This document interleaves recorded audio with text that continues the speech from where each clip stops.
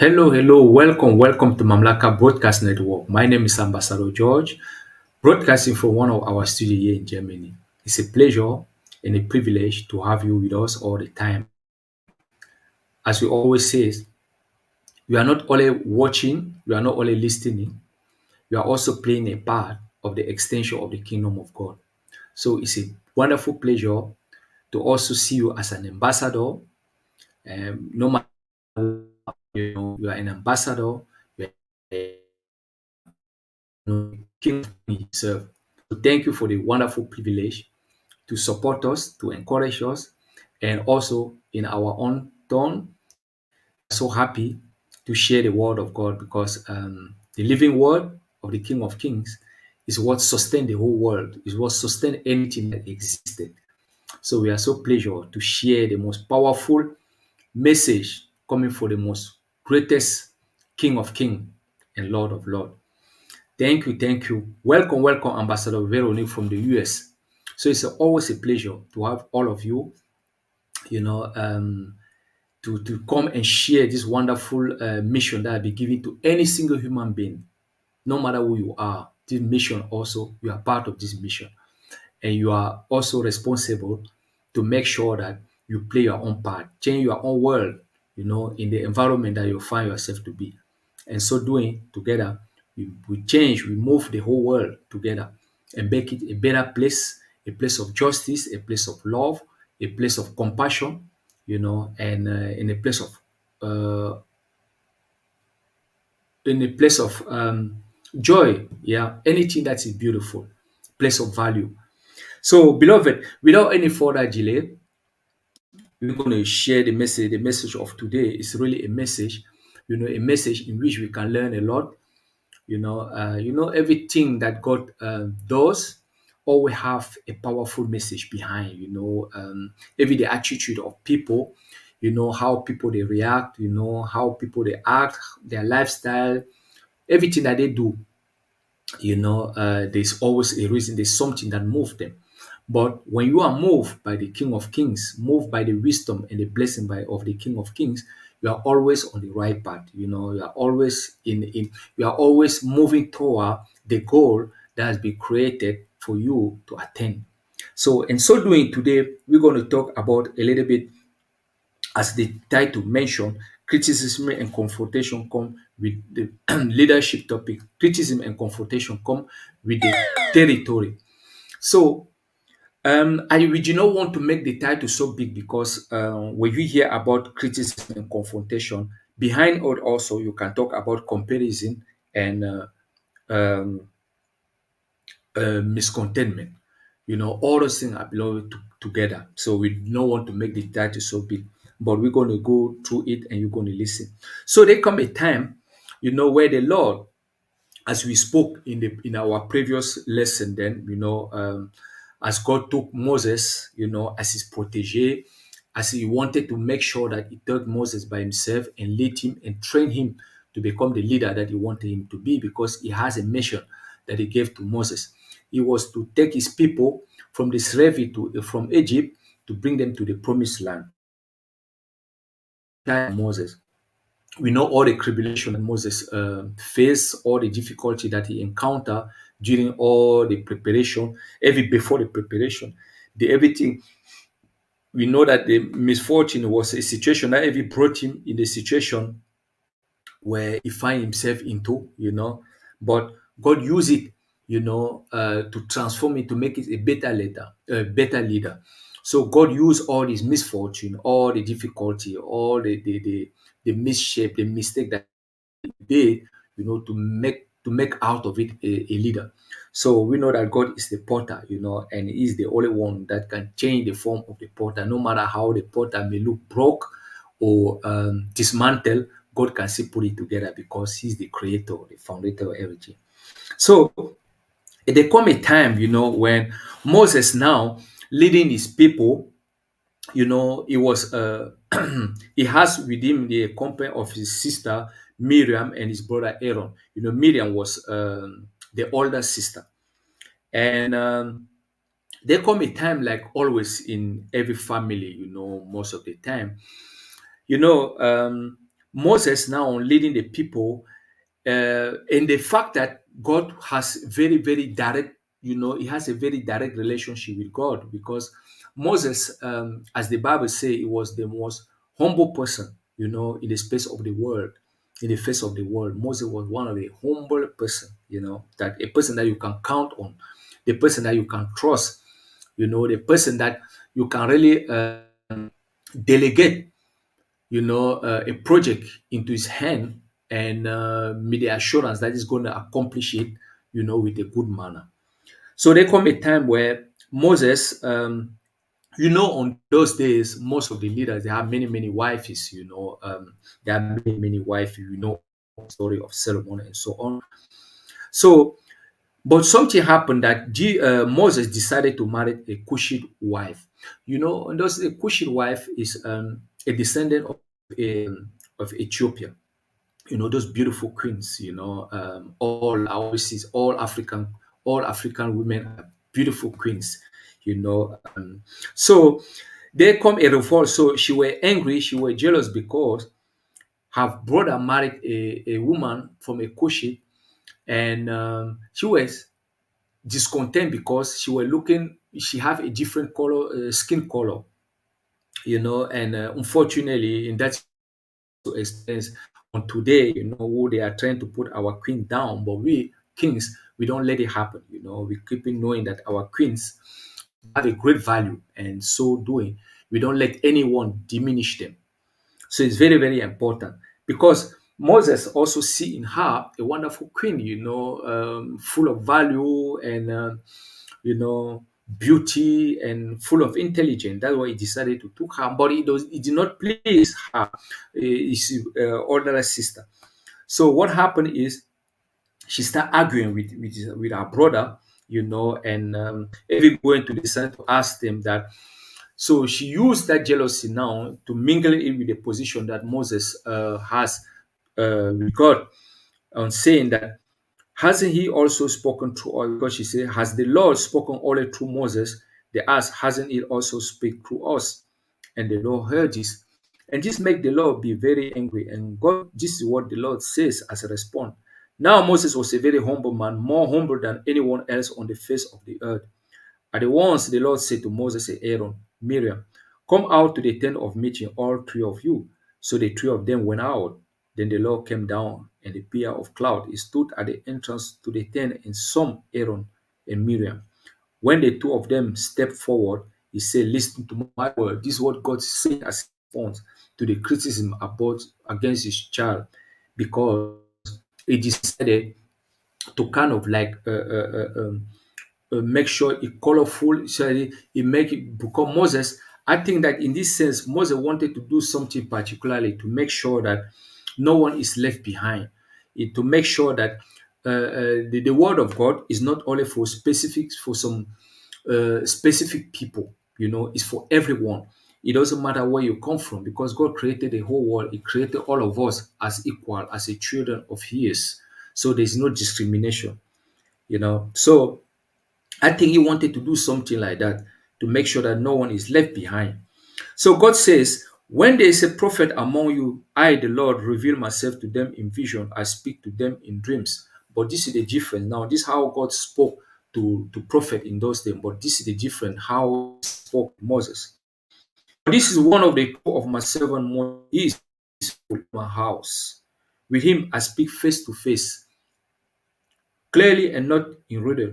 You see the form, you see the form of the Lord. Why then were you not afraid to speak against my servant Moses? So God has a perfect, you have a direct contact with Moses. He speak with him face to face, like we can speak together, face to face. So that was a huge difference. So it just demonstrate, the position, or the relationship that Moses has with God. It's a really intimate relationship. Then the anger of the Lord burned against them, and it left them. When the cloud lifted from above, the 10 Miriam's skin was leprous. So because of that, she received a punishment from the Lord. That was a sign of leprosy. She become, she attract leprosy, because she disrespect the child of God. She kind of like go against the wish of God, go against the priorities of God. So when the cloud lifted, it became as white as snow. Aaron turned toward her and saw that she had a defined skin disease. And he said to Moses, please, my Lord, I ask you not to hold against all the sin we have too foolishly committed. But what I also notice here, what the Aaron, Aaron was very intelligent, and what he did is, to humble himself, to recognize what they have done as fully, what his sister have done as fully, that he interfered, for the sake of his sister. And this is what happened. Do not let her be like a stillborn infant coming from his mother's womb with his flesh half eaten away. So Moses cried out to the Lord, please God, hear her. The Lord replied to Moses, if the father had spit in her face, will she not have been in the grace for 7 days? Disgrace in 7 days. Confine her outside the camp for 7 days. After that, brought back. She can be brought back. So Miriam was confined outside the camp for 7 days, and the people did not move until she was brought back. After that, the people left Israel and encamped in the desert. So in those days, there were kind of like a punishment, where when you commit a sin, when you commit a sin, there was in those days, you have to be 7 days away from the camp where you used to live. It was kind of like a purification, the time to get yourself purified, but you have to live with the disease at least minimum 7 days. So what we learn here in this story is that when God establishes his role, when God establishes his role, the best thing for us is to obey, and especially when it concerns leadership, when God choose someone to lead, those who follow has to really be in a good they have to know how, to be in a good allowance with the one who is leading. Everyone has to know his own gift. Everyone has to know his own calling, and be satisfied with the calling that has been given to them. Be satisfied with the gift that has been entrusted to them. And so doing, make sure they manage the best that they can. So what can we learn in this particular lesson today is that comparison with contentment. We're going to see here that Miriam tried to compare herself with Moses. She will try to compare herself with Moses, but comparison versus contentment. So now we're going to learn about the difference as try to always to compare yourself with someone else or to be content with what you already have. It's very, very important. The book says, can we imagine what it will be like to have Moses as a kid brother? That was Miriam's situation.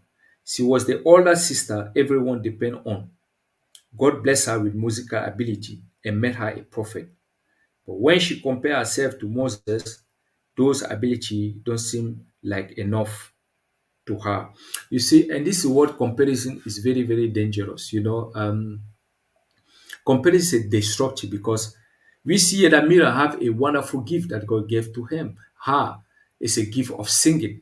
She have a musical gift. And those gifts that God gave to her, she could have used it to accompany her brother who was a leader, as a musician, because in those days everything was needed. Any talent that was given, God give you talent. When God give you something, he give it to you with a reason. He doesn't not give you to it just for a pleasure or no. He always have a mission behind everything that he does. So giving her the musical talent, she could have used it maybe to train other people, to be a leader, use that gift to also represent God as a leader here on earth by training other people maybe how to play an instrument or how to sing. But unfortunately, most of the time in life is that when we are in a team and someone ahead of us, instead to focus on what we can do, to solidify the team, we are gonna kind of like try instead to compare ourselves, either to try to go ahead of everyone, or to compare ourselves at the one who is in top or the one who is leading. So that is not a good manner to have, especially when we are a kingdom city, we are working as a team. We have to learn how to respect each one position, you know, and learn how to support that position. And together we are winning, because supporting the one who is leading and bringing all make it easy for the person who is leading to help us to move forward is the best thing, is how we can progress all of us together. Because there's always what I always says, if you want to go quicker you go alone, but if you want to go further you go together. So comparison led to jealousy, which led to discontentment and bitterness. The result was a 7-day bout of leprosy. And that's how comparison in many, many situations can only bring harm to us, not only to us, but to those also, who kind of like count on us.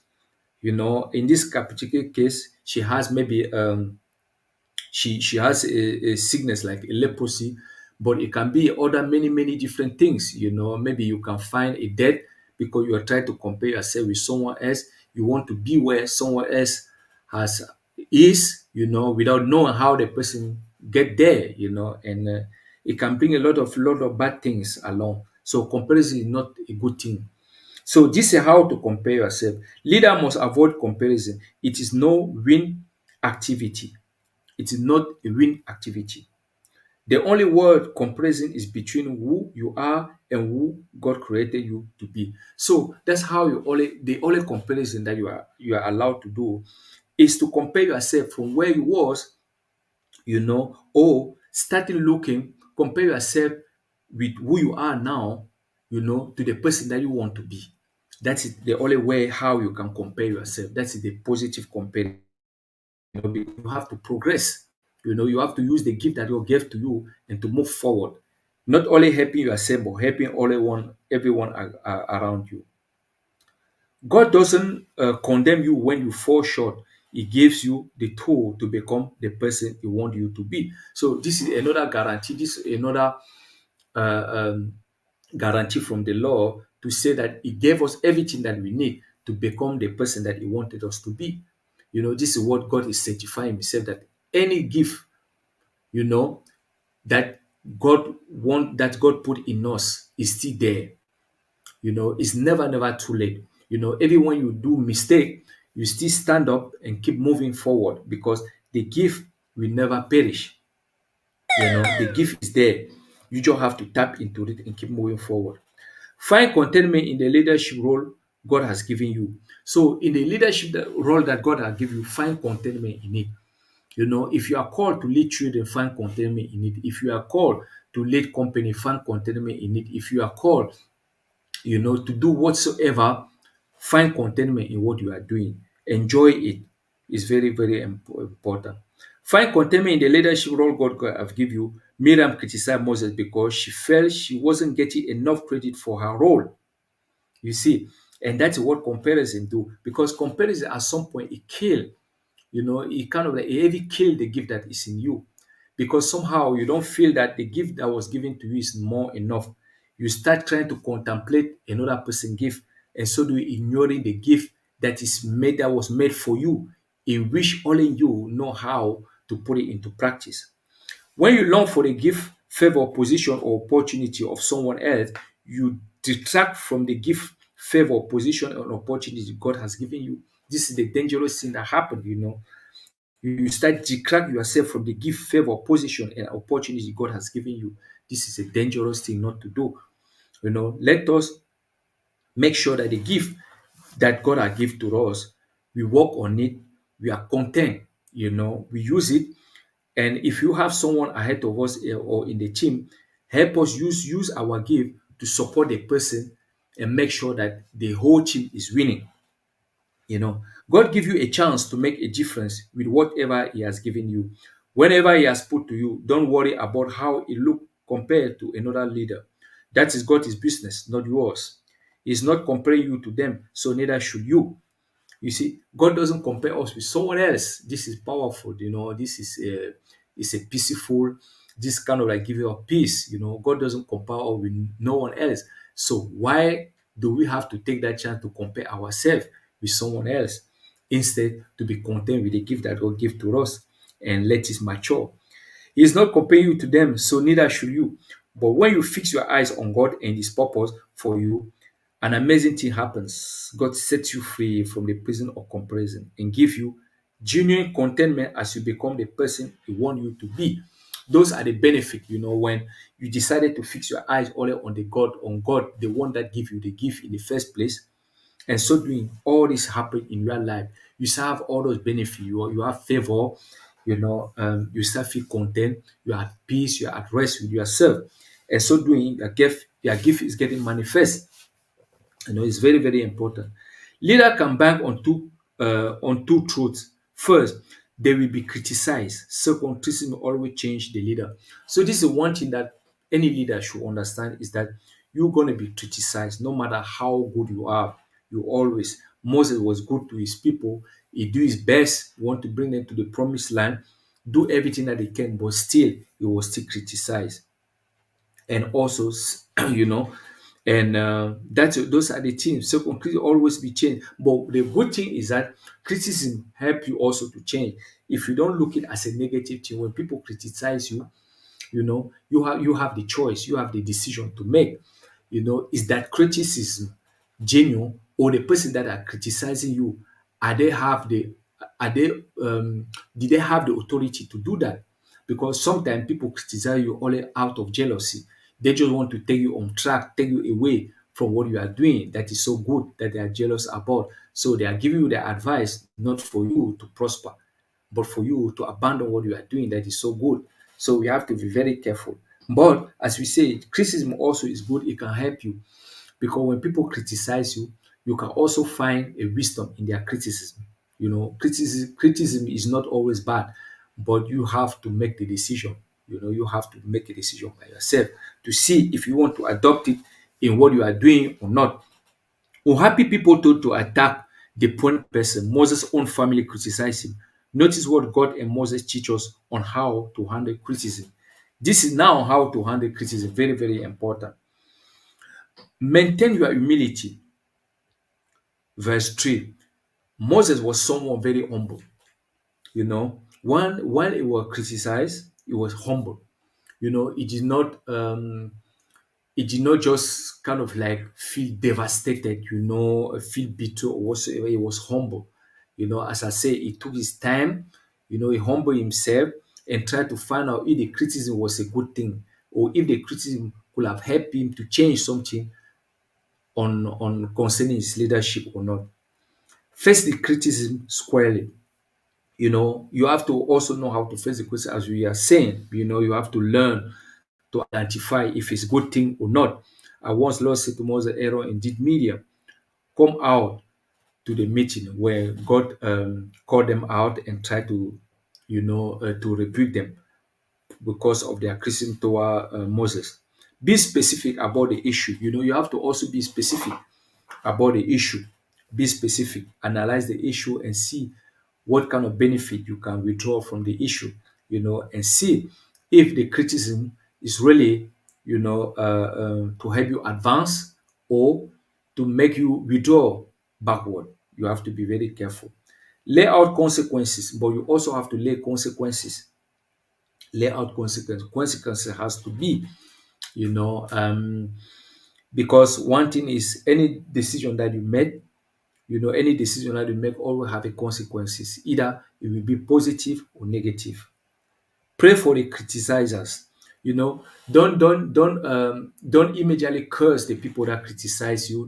Reject them whatsoever. But pray for them.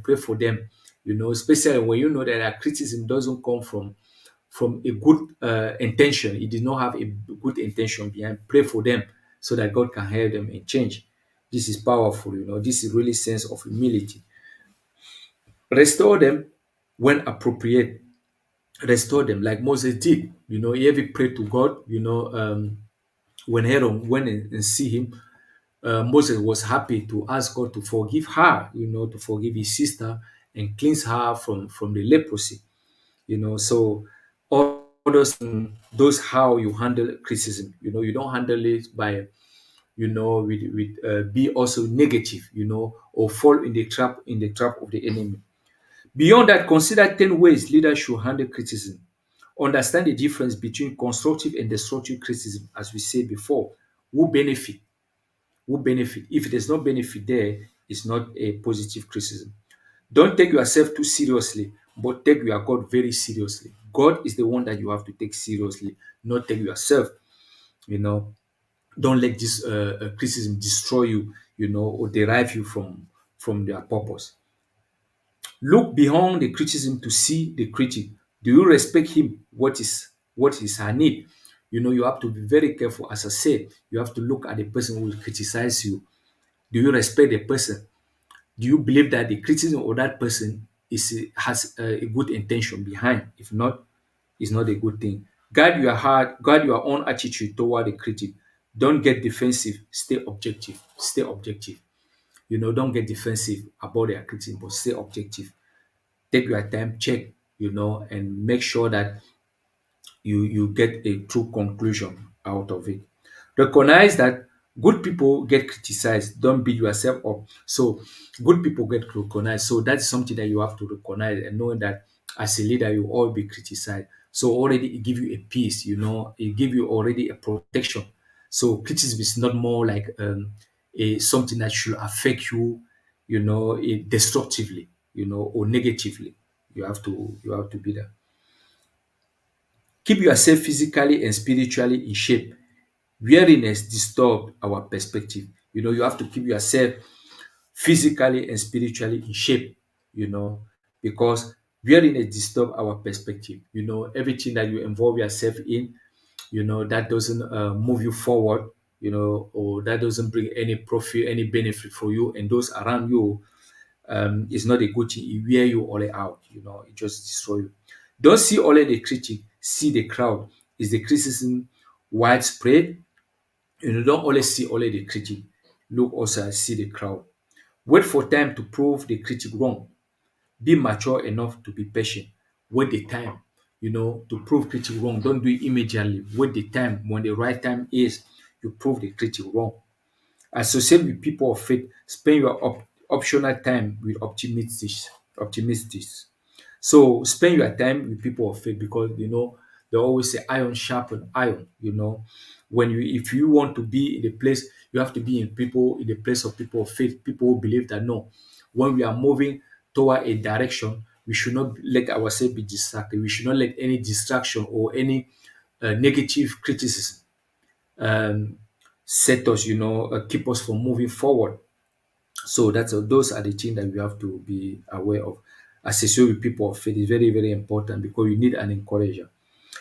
Concentrate on your mission, change your mistake, focus on the big picture. Focus on the big picture and concentrate on your mission. Have a focus. Don't deprive yourself from the mission that was given to you. Be focused, concentrate, and move forward. So those are the lessons that we can learn today. It's very, very important for all of us in our daily life, because sometimes we face criticism. We take it very harshly. We take it, and sometimes we don't even have the benefit out of it. But all the criticism is not a bad thing.